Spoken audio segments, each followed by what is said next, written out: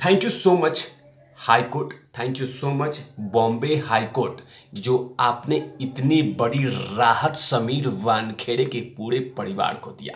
धन्यवाद है जज साहब, धन्यवाद है। क्योंकि नवाब मलिक तो ठान चुके थे कि हर दिन, हर घंटे, हर सेकंड, हर मिनट मैं ट्वीट करूंगा और समीर वानखेड़े के परिवार के हर वो डॉक्यूमेंट्स को समाज के बीच में रख दूंगा। लगातार ट्वीट करूंगा, ये ठान चुके थे, हाथ में पानी डाल के एकदम प्रण कर चुके थे कि मैं तो ट्वीट करूंगा, जिसको जो करना है कर ले। लेकिन बॉम्बे हाई कोर्ट ने जो आदेश दिया है उसके लिए बहुत बहुत धन्यवाद। बॉम्बे हाई कोर्ट ने कहा है कि अब नवाब मलिक 9 दिसंबर तक कुछ नहीं कहेंगे, मुंह बंद करके रखे हैं, कुछ नहीं कहेंगे नवाब मलिक के समीर वानखेड़े के परिवार के लिए। ना कोई प्रत्यक्ष रूप से और ना अप्रत्यक्ष रूप से कुछ बोलेंगे 9 दिसंबर तक, चेतावनी दिया है बॉम्बे हाई कोर्ट के डिवीजन बेंच ने। क्योंकि उस फैसले को चुनौती दिया था, जिस फैसले ने यह कहा था कि बोलने की अभिव्यक्ति है। सिंगल बेंच ने यह कहा था नवाब मलिक को कि आप बोल सकते हैं लेकिन जांच करके बोलिएगा। और उसके बाद उन्होंने ट्वीट करके कहा था सत्यमेव जयते, सत्यमेव जयते। लेकिन फिलहाल अभी कोई ट्वीट उनका नहीं आया है। लेकिन बॉम्बे हाई कोर्ट के डिवीजन बेंच ने यह चेतावनी देके कहा है कि 9 दिसंबर तक मुंह न खुले आपका, खासकर समीर वानखेड़े के परिवार को लेकर या उनकी पत्नी को लेकर या उनके माँ बाप के लेकर या उनकी माँ को लेकर। क्योंकि नवाब मलिक तो एकदम बेलगाम होके लगातार ट्वीट पे ट्वीट किए जा रहे थे। अब मैंने हमेशा से कहा है कि किसी के पीछे इतना भी मत पड़ो कि कोई कुछ कर ले।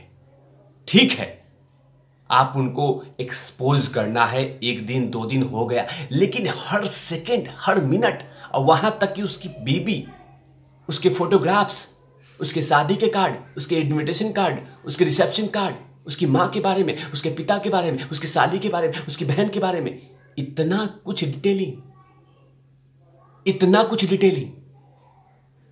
और इससे कहीं ना कहीं उनका परिवार अंदर से डिमोटिवेट हो रहा था। अब कोई भी हो सकता है, ह्यूमन टेंडेंसी कि कोई भी हो सकता है। कोई इंसान इतना अगर किसको उसके बारे में, उसके घर के बारे में अगर इंफॉर्मेशन शेयर करने लगे पब्लिक मीडिया में, तो कहीं ना कहीं वो परिवार टूटने शुरू हो जाता है। अब वही कर रहे थे नवाब मलिक। मंत्री जी दिमाग पे चोट दे रहे थे, लेकिन उनके पिता ने ठान लिया था कि मैं तो इनको सबक सिखा के रहूंगा, इनकी औकात दिखा के रहूंगा।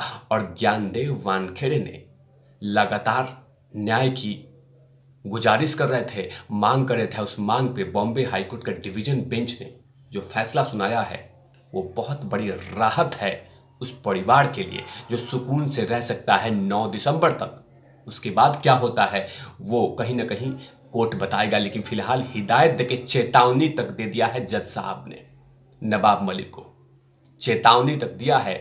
और ऐसी ऐसी बात कही है जिसे नवाब मलिक जी को एक बार सोचने पे मजबूर हो जाएगा कि एक कॉमन मैन ने आपको रौंद कर रख दिया, आपकी सोच को उखाड़ कर रख दिया। क्योंकि लगातार समीर वानखेड़े के परिवार पे बिना पानी पिए ट्वीट किए जा रहे थे, उसके इंफॉर्मेशन शेयर किए जा रहे थे।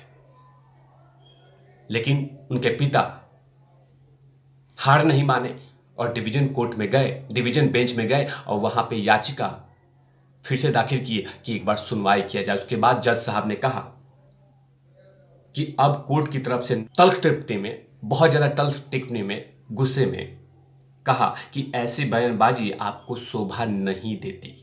सुनवाई के दौरान जस्टिस जाधव जी ने कहा कि नवाब मलिक वीआईपी हैं, इसलिए उन्हें इतनी आसानी से सभी डॉक्यूमेंट्स मिल रहे हैं। इसी बात को आगे बढ़ते हुए जस्टिस कथावला ने भी बोला कि वे एक मंत्री हैं और उन्हें यह सब कुछ शोभा नहीं देता। जाहिर सी बात है, जो जज साहब ने कहा है वो बिल्कुल सही कहा है कि हाँ, आप मंत्री हैं और वो भी कैबिनेट रैंक के, आपको ये सब चीजें शोभा नहीं देता। एक ऐसा भी वक्त आया कि दोनों पक्ष के तरफ से, यानी नवाब मलिक के वकील और समीर वानखेड़े के वकील के तरफ से तीखी बहस होने लगी। तीखी बहस भी हुई और उसमें हुआ क्या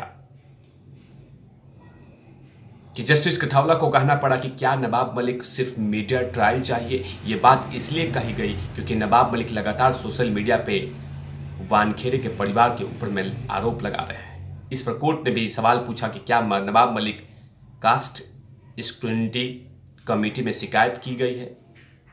बहुत सारी बातें उन्होंने कहा जज साहब ने। साथ में यह भी कहा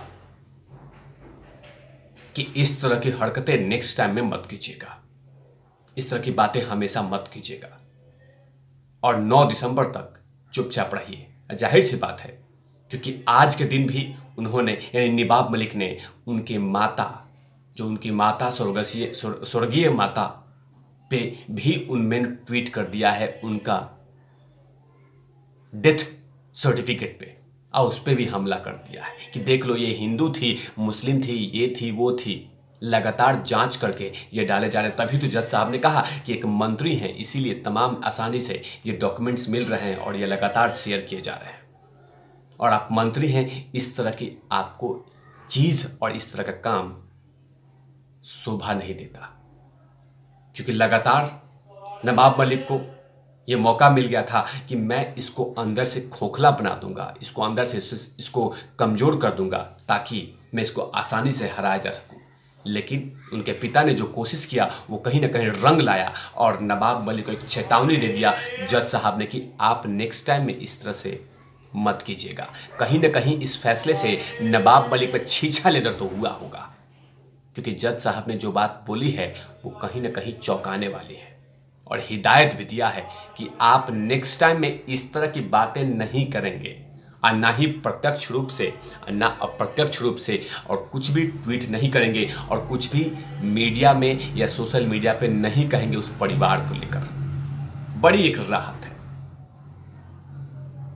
बिल्कुल जांच बहुत सारी कमेटी कर रही है, लेकिन इनको इतना उतावले हो चुके हैं नवाब मलिक कि जांच से इनको कोई मतलब नहीं है। ये खुद ही जांच कर रहे हैं, खुद ही जज बन गए हैं, खुद ही डॉक्यूमेंट्स लेके आते हैं, खुद ही रख देते हैं और लगातार आरोप लगाए जाते हैं।